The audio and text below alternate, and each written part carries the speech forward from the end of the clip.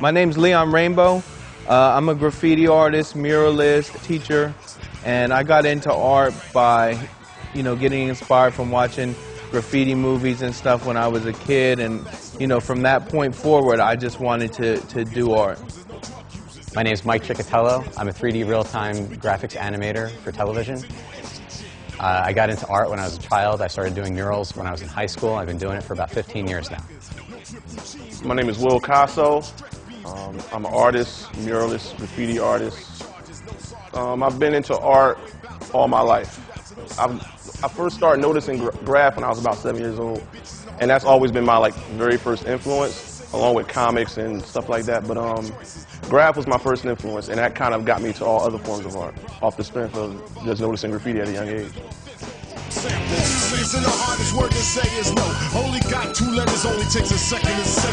I would say my main inspiration is my daughter.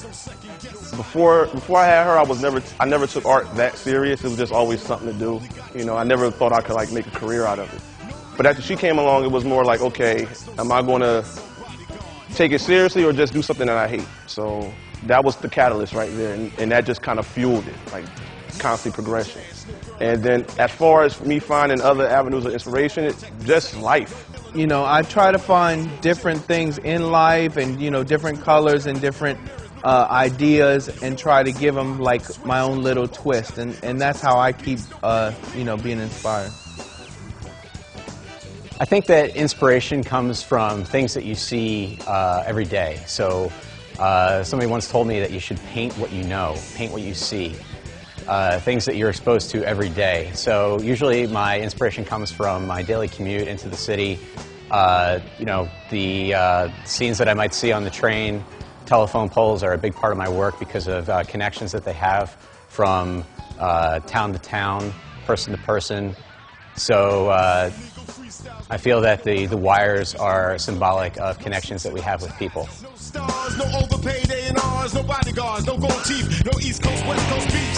Even we going back to the beginning, when I was out tagging, bombing, I was never prolific at it, but just the obstacles you face just to get that up. Most of that was done in the middle of the night, So then once I started doing more public type murals, a lot of the walls we did in the past weren't financed, so they were like, okay, let's just get a bunch of guys together, come up with a theme.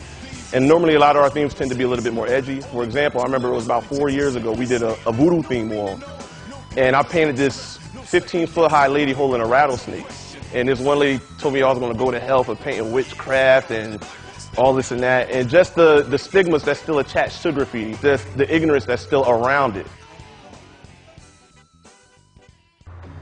I guess the main obstacle is funding and the preconceptions that people have. A lot of the stuff that we do, especially in the beginning, it was always self-funded. We go out, talk to different business owners and get permission to paint their walls, and but now as things progress, we have bills to pay just like everybody else, and being able to get funding and really do the type of murals that we want to do, and have that artistic integrity, that's really one of the biggest issues that we have. So the stigma that's attached to the name graffiti, it's break the stigmas, break the stereotypes, show them that we're not all just a bunch of little kids running around, scribbling aimlessly on property. It's we're a valuable asset to the community. So my whole thing is just breaking the stereotype of what a graffiti artist is.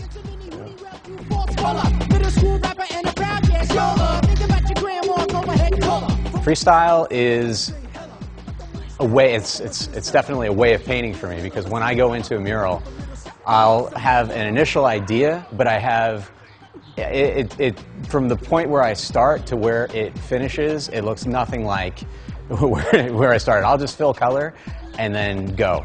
And freestyle to me is just go with the flow, follow your inner voice to figure out what shapes are going to connect to what idea is going to connect to the next. Oh, freestyle, that's one of my favorite words. I love just the whole thing is free. It's without boundaries, and style is just what the things that make your style what it is. The way that you do a line or the way that your colors flow. It's putting all these elements that you could feel into one motion, you know, and into one canvas. It's almost like jazz. Like what I like to do is I have a visual like library stored in my head, like these little bubbles, I'm gonna put those in. These are like, I have all these little pieces of different style elements, and then I like to pull from that library. And although like in the piece that I just did, I have those two hands, and that was the only concept that I had. And then I put all these other little pieces to make the piece complete. And that's what freestyle is to me.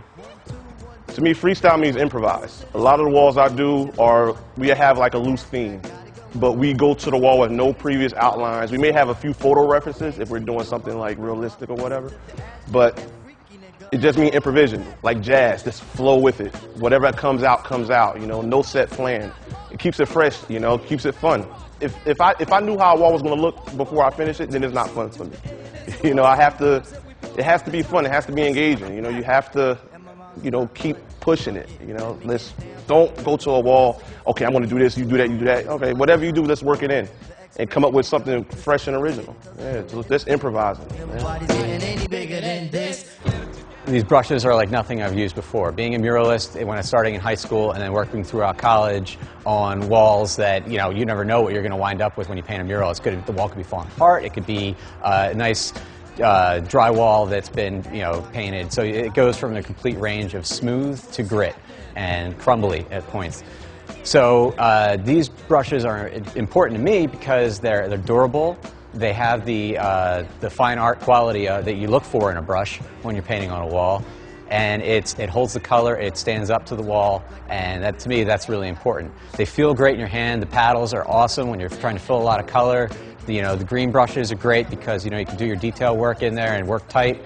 But, you know, you're talking like a wall is, it could be, you know, I've painted walls that are 100 feet long to, you know, 20 feet high. It just, you need your big range of brush, and this range is giving you that. Ah, they're beautiful. Oh man, the brushes that we used today, it was great. I've never used brushes for walls that were so fluid. Like the lines you can get with some of these brushes, and just, I mean, the shapes of them are even like revolutionary. Like, you wouldn't think like these are brushes for murals or to do art with. They look, when I first saw them, like, these are like house painter brushes, but they're so, oh, I can't even describe how they just flow. So the paint just took to the wall so well.